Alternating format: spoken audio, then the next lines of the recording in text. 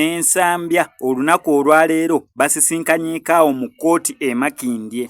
Yes, Mirembe n'ensambya ebintu byabwe byo twamala ddo kitegeera nti si birungi naye basalawo okubeera nga baawukana mu butongole okusinzira nti naye ababagatta mu butongole n'okwawukana kulina bbeerawo mu butongole nga bwe baayita enkuyanja y'abantu babeerewo ne batimba ne basala keeki ne bakola buli kimu embaga biki bambadde n'olunaku olwaleero bitono byasobodde okukola nti tewaliwo tenti tewaliwo bantu bangi nga bali eri bwe baayita naye ng'abantu ba witness babadde balina okubeerawo naddala abo ab'enkizo abasobola okubeera nga bateekako emikono ku lunaku luli olwabwe nga bakuba ebirayiro era basobodde okubeera nga bajja nabo basobole okuteeka emikono ku nsonga yaabwe ey'okwawukana nga we baali. Ne lwaki bapasita tebabeerawo mu kwawukanya abantu baneeno?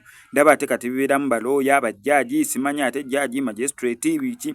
Njagala pasita yennyini yatugatta yabeera ajja atwawule. Sheehi gwe wennyini yatugatta. In fact kiprefaringibwa nnyo nga gwe yennyini si sheehi mulala gwe yennyini ojja obagambe bannange nzijukira ku luli olunaku ng'okuba ebirayiro nga tukola akiika bannange nsonga ki eyaliwo ate ensonga ki ebaddewo ate bannange nzijukira luli nga mwatugabula emmere kasoda nanywa ekikoko n'ensimbalayini n'endya lwaki kati mu kwawukana temutufumbiddeewo kamere mulaba nti ebintu that means ebintu by'okwawukana si birungi.